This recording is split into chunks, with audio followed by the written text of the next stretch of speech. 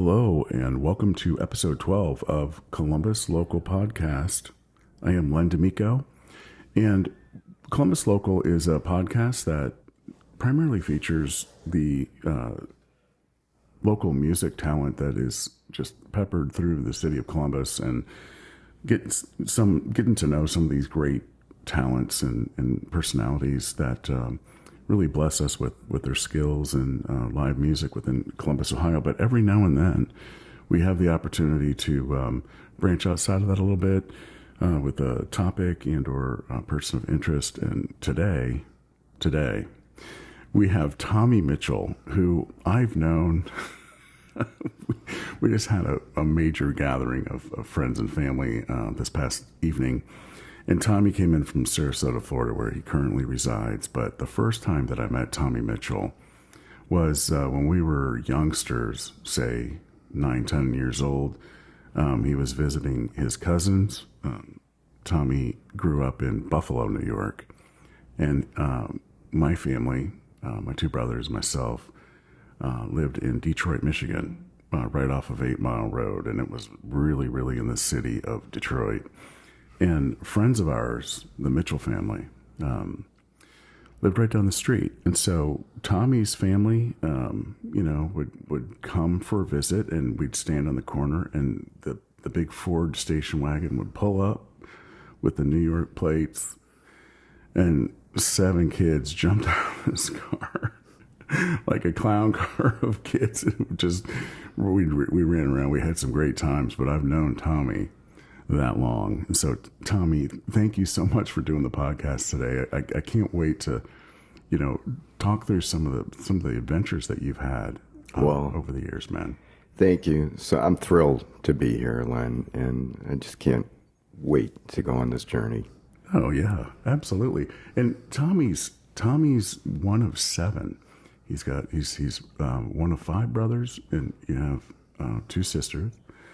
And what was it like growing up in Buffalo, New York? What was going on back in the 60s? Well, it was different. We were 7 kids, but we were within 9 years. My dad went to Vietnam, so those 2 years, there was no postman baby at that point, so that's good. They were all legitimate 7. And Buffalo was a great town to come from. This basically should be titled Almost Famous Buffalo. And I want to focus more on the rock and roll stories, because in a dying steel city such as Buffalo, there was not a lot going on, and the link to the outside world was certainly rock and roll. Right on. So rock and roll in Buffalo, in the what years are we talking here that you really, embraced? We really got it 1974 to 1984. All right. Basically. Yeah, so what we know as classic or iconic rock, gods, they were a part of your life. Yes. And yeah. How so? Well, anytime anybody came to town, it was a $4 ticket, maybe $6 ticket, $8 ticket, kept going up. But like I said, it was a link to the outside world. And I'll give one example of Dr. J. Jones and the Interns. No one probably knows who they are outside of Boston. How did you discover that particular project? So we had the Buffalo Evening News. I'm 15, 16, still delivering it. And there was a little piece in the paper about Dr. J. Jones starring at Stage 1. Well, Stage 1 is a venue that holds 100 people, max. And I knew that was Aerosmith. I had known from the past that they, before a concert, and this is the Toys in the Attic tour, they would practice at small bars to get their sound going. So this is something I knew was going on, and it had to be Aerosmith, but we didn't know. Yeah, but you had this little spiny sense, right? And yes. So you're like, okay, so you read this in the paper, you got the spiny sense. what did you do? Was this a place where you had to buy tickets, or did you just have to get in line? Well, Aerosmith at that point was the band for me, but more important was my buddy John, best friend in high school, NASCA.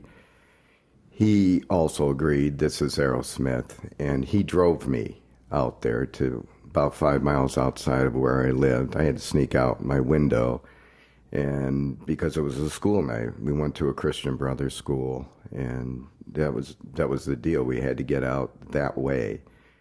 So I get there. It's a cold January night, and John says, "Yeah, I don't think this is Aerosmith, and I'm not gonna gamble. I'm gonna get home." So he just left me, and I found a bouncer, and the tickets were $2. And he goes, 4 times the price. You got $8. I said, okay, I'll do it, $8. So I got in with my fake ID, by the way. I'm 16. And we're sitting around. Nobody really knows who Dr. J. Jones and the intern is. And we don't see anybody. I sit there and I wait. It's like 11 o'clock at night. This is a school night. This is nuts. Finally, I wedge my little body up to the front, and they start, and the lights come on, and it's Steven Tyler, Joe Perry, Tom Hamilton, Brad Whitford, and Joey Kramer right on top of me. And it was a rush for an hour and a half of them just banging out rock and roll. This was everything. This was the height of, awesome. I could die right then. That was it. I just felt, just getting crushed up there. So it's break time. It's probably 12:30, and I'm going to the bathroom, and I go, remember, this is a small place, and I'm going by, and the whole members of Aerosmith are sharing a joint. And Tom Hamilton, the tall blonde guy, looks down at me and he says, "Hey, you want to drag?" And I said, "Well, I don't quite do it, but man, you guys are rocking it out." "Thanks, dude." So I went to the bathroom, kept going. Hour and a half later, they continued. It was mind-blowing for me. Think of your best and most ardent idol, and that's them. So at 3:30 in the morning, I get out. It's cold. I'm on a high. I don't know how to get home. I try to hitch home. Doesn't work. So I walk the 5 miles home in the freezing cold, just on a high, and got back into my window. An hour later, my dad's pulling my toe to get me up. Got to get to school. Dragged myself up, and I'm telling you, at the lunch table, I was the king at St. Joe's High School. No doubt, dude. That's so freaking awesome. Yeah, that was it. So you get to this day, you remember those moments. Yeah, 16 years old, exactly. Partying with Aerosmith under different name. It was just and they didn't do that very often, did they? I mean, they did it, but. This was early on, this is 76. Experience. This is Toys in the Attic. Aerosmith didn't get going until about 72, 73. But Draw the Line, I think, was the... Yeah. But, yeah, man, I'm a huge Aerosmith fan. Yeah. Love those guys, and they're still out there. It's crazy. Still out there in 40th anniversary tour, yep. Right on. That's a great story, man. It's firsthand, too. It's with you. So who else was coming to Buffalo, right? Buffalo was a big target town. It was a huge target town. For rock. Of course, The Who came. Oh, man. Buffalo Memorial Auditorium. This tour was right after the Cincinnati disaster, where they opened the gates, and unfortunately 10 people were killed or trampled to death. And I'd worn a shirt that I made up with Who songs all over, Don't Stomp on Me, whatever. You're wearing this shirt right now as we're talking. It has not been washed since 1979 because I was able to get Roger Daltrey and Kenny Jones, the drummer at the time's autograph on the shirt, so it has not been washed. It's so killer, man. It really is. That is just a piece of rock and roll history. So it was a great concert, as always. They were on. But at the time, I took about 10 of my brothers and friends in the back of my dad's brand new station wagon. And we got it in our heads to block the limos after the concert so we could get their signatures. That's exactly what I did. And back then, those station wagons weren't small. no, they were huge. So it was an effective. Yes, it was effective Tactic. block. Yes. First limo is Roger Daltrey and Kenny Jones are in it. And I was the first one in, and I got crushed. And I had my shirt on, and Roger loved my shirt. And he said, hey, I'll sign it, and got a pen from somebody. So Kenny Jones signed it, and I went to the next limo. John Entwistle had all these babes in there and didn't want to have anything to do with touching people, so I couldn't get a signature from him. And Pete Townsend was nowhere to be found at the time, but it's one of those rushes, and we wanted to extend that. Right, absolutely. So when I let them get out of there and the limo drivers were able to proceed, everybody jumped into the station wagon, and we had a drag race down Skagaktawa Expressway 33 in Buffalo, going after the limo drivers because we wanted the party to continue. All right, so again, it's mid-winter in Buffalo. I've got 10 souls in the back of my car, and I am doing exceeding speeds, but I kept up with them. And how old are you guys? 17. 17, Yep. cruising in Dad's station wagon with 10 souls, chasing the Who. Chasing limos. Roger Daltrey and Kenny Jones' car. We get to the hotel, and big snow, big surprise in Buffalo. Roger Daltrey starts packing a snowball. It's like, wait a minute, guys, we're going to have a snowball fight with the Who now. And his record promoter just grabs Roger by the scruff of the neck and dumps him into the hotel. So we were not able to quite have that snowball fight. It was forming, though. Yes, it was forming. That was a great story from the Who. Oh my God, yeah, absolutely. Yeah.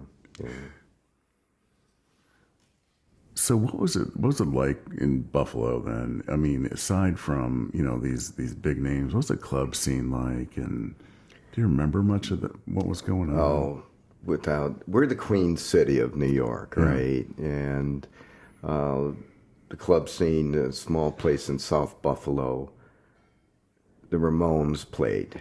Again, maybe 100 people max in this place. This is before they hit it, but they still had I Want to Be Sedated. And all I can remember is just Joey and Johnny Ramone being on top of bar tables and just pounding it out like insanity. And this again, we're all going to Catholic boys' school.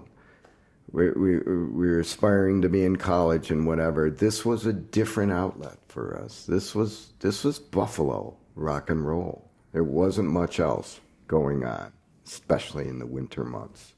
Yeah, so you were hitting every concert, every club, partying on the all my weekends. paper route money and working as a cook at the original Pancake House. That all went to concerts. That was the outlet. Yeah, for sure. Do you remember anyone else that you went to go see? My cousins came in from Michigan, and we hit the Rumors tour of Fleetwood Mac at Rich Stadium, where the Buffalo Bills played at the time. That's what it was called. This is a tremendous lineup of Bob Welch, Pablo Cruz, Foreigner, and Fleetwood Mac. And this is when Fleetwood Mac hit it. This was the high point of their career. probably 9 songs, probably 8 of them were singles and gold. It was just incredible. So we suffered through Bob Welch. I wasn't a big fan. Really loved Pablo Cruz. But about that time, a buddy of mine said, hey, let's just go around the stadium and ask people if they can spare some booze. So we did that, and we made a whole circle. And unfortunately, everybody could spare some. And I was, by foreigner, I was pretty much obliterated. And right at the beginning of Dreams, because that's what they opened up with, they took some of my smaller brothers and cousin, took me out of the stadium. So I can't give a accurate portrayal of Fleetwood Mac, unfortunately. Only time I ever did that. But that was just a mess. That was our Woodstock in Buffalo. That was followed up a couple years later by the Stones coming in with Journey and George Thorogood.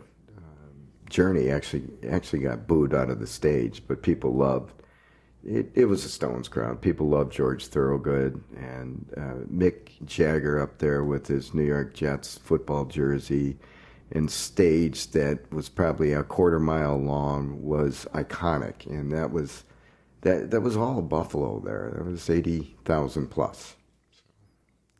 Oh. The heyday of live music in the stadiums. Yeah. With most iconic acts. It's so cool, man. Yeah. I mean, we also went to the smaller clubs and Thomas Dolby. I mean, crazy type bands. Pat Benatar, when she just started at USA 2000, I believe it was called. But, just seeing Flock of Seagulls coming in, just everybody would hit Buffalo. Now, Buffalo isn't as big as it used to be, but they would come by and just make you feel like you were part of rock and roll royalty. You guys were part of rock and roll, man. I mean, Buffalo was a target, and just so fortunate that you were there during that time, because I don't think anything's like that anymore. I really don't. I don't think so either. The last rock band they say is probably Foo Fighters, right? Mm-hmm. And they're tearing it up, but I don't see much behind them these days. Music's really changed quite a bit. It's changed quite a bit because they're not getting the majority of their money from the albums anymore, so they have to charge these incredible prices.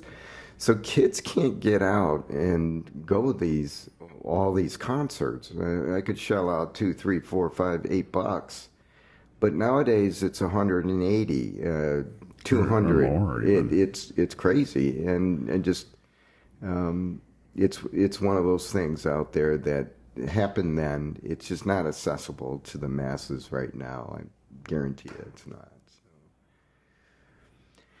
Man, I've always appreciated your stories. Like you're Tommy's here. He's wearing his Who shirt that he made when he was a kid. My 18-year-old self. Yeah, it's never been washed. It's signed by some of the top rock stars of all time. Like I'm looking at these signatures on the sleeves. It's rock and roll. It's rock and roll memorabilia at the finest, man. It hasn't stopped. Throughout the years, I've continued to do it. There was a little Irish band, U2, that started, if you read any of their books, they did this Cleveland to New York City tour at the beginning. They stopped in Buffalo. There was probably 20 people there. They really had nothing at the time, but that was the start of Buffalo, and they would come to Buffalo, and now they've morphed into this huge Sphere concert that's happening in Las Vegas that I was fortunate enough to get in to go to. We are going, October 5th going, and it's supposed to be the most iconic sound stage ever, $2.3 billion in Vegas. They always do everything big, but I'm 61 now, and I'm still doing it, man. I'm still cranking out so cool. like I was 15 to 25 back then. Yeah, I mean, you know, and the memories that are created with these events, you know, you can't, Duplicate it. you cannot. It's just, you know, they just, they're cherished, you know, and you're blessed, man. Thank you. What's the craziest thing that you recall? You know, tooling around in Buffalo, or you know, beyond Buffalo. Like, where'd you go? And Yeah, one of I'll stick to rock and roll stories. it's cool. It's Billy Joel in his heyday. He was in there, and I wanted to shake his hand or whatever. Leaving the stadium, I saw his limo and went up there. His window was open, and he just shut the window on my arm. So not everybody was as Outgoing, outgoing. Yes, say yes, adultery, yes. right? So I ended up, all of us, all seven of us, and then my parents all left Buffalo for jobs. We ended up taking jobs elsewhere, and ended up in Ann Arbor, Michigan. Sorry, Columbus, for 32 years, working for a pharmaceutical company, and but that once again fueled everything that has gone on from there. You know, as far as concerts, and yeah, it's a big deal. It's a big deal, and because I will not ever stop going to concerts. Whether it be the Eagles. My wife unfortunately passed away 4 months ago, but one of our last concerts we got to go to was Don Henley and the Eagles, just iconic, and it was her favorite band, so it was so nice to have that moment with her, again, that with rock and roll, you know. Yeah, God bless both of you. Thank you. I was able to see that tour of the Eagles here in Columbus. Nice. And like you, I've seen a lot of shows, probably not as many, but that Eagles show was, it's probably the best show I've seen, just because of what it did to me emotionally. Because you hear these songs and they're performed so well by these icon performers. But it's the memories that, like, I was shocked that would rush through my head listening to the Eagles tunes. Yeah. You know, and it's just such a well produced show. It was. And for Don Henley at the end of the show, you know, my interpretation was he's saying goodbye to the people that launched him to where he is, and he just was filled with genuine gratitude and knowing he probably ain't gonna come back. Like, this is probably it for, and I don't know, I have no insider information, but this is what I felt.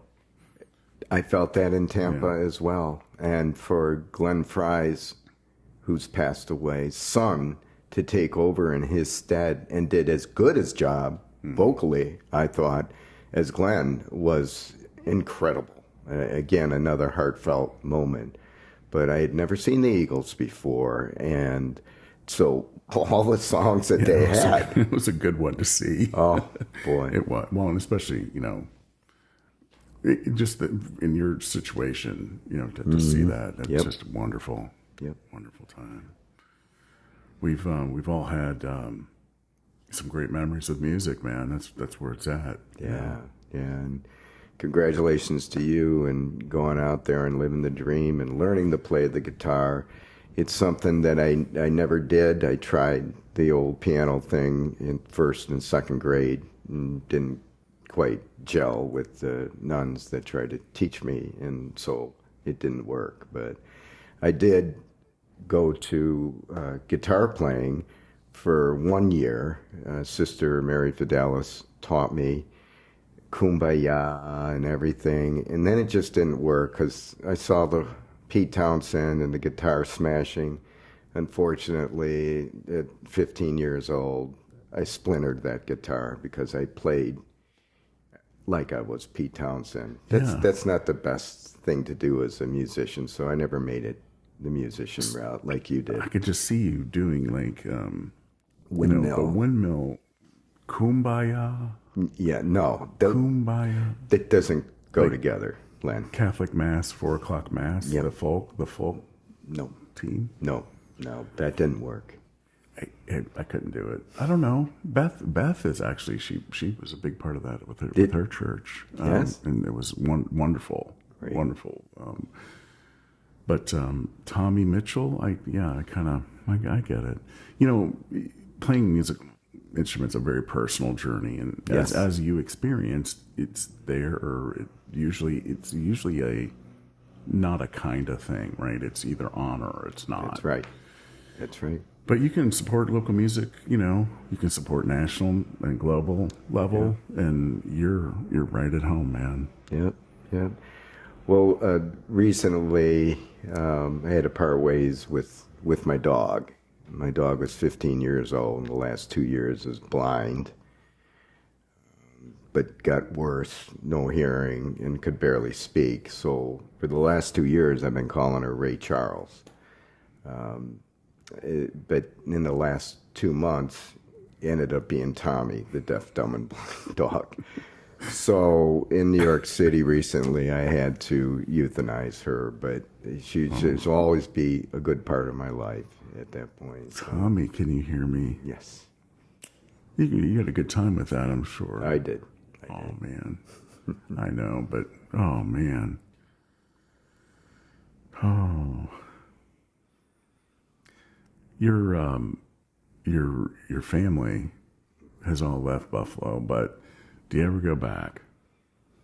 Yes, as a matter of fact, I will be going back. We have a festival called the Old Homestay in Williamsville, New York, where I grew up, and it's from July 11th to the 14th. So I'm coming up. I'm going to see them, seeing all the old buddies and everyone that stayed. A quite huge amount of my friends stayed in Buffalo, and so it will be an epic experience. And I will talk to John Aska about the concerts that we went to. He's the guy that dropped me off before Dr. J. Jones and the interns. So. Right on, man. Yeah. Right on. And, you know, it's those reunion type events, right, that where you're headed. But I will tell you, this past evening, I can't even put into words, you know, yourself, your cousins. I've known you guys 55 years plus, you know. It just keeps on going. And the stories that we told and that we're probably going to tell here in a couple minutes, you know, around the table here, off the air. But, you know, the ones that we really can't tell on the podcast. That's right. That's right. Well, we certainly enjoyed ushering you into your 60th year. That was an iconic celebration. It was. Thank you to girlfriend Beth. She just did a phenomenal job. Everything was on. The music was great.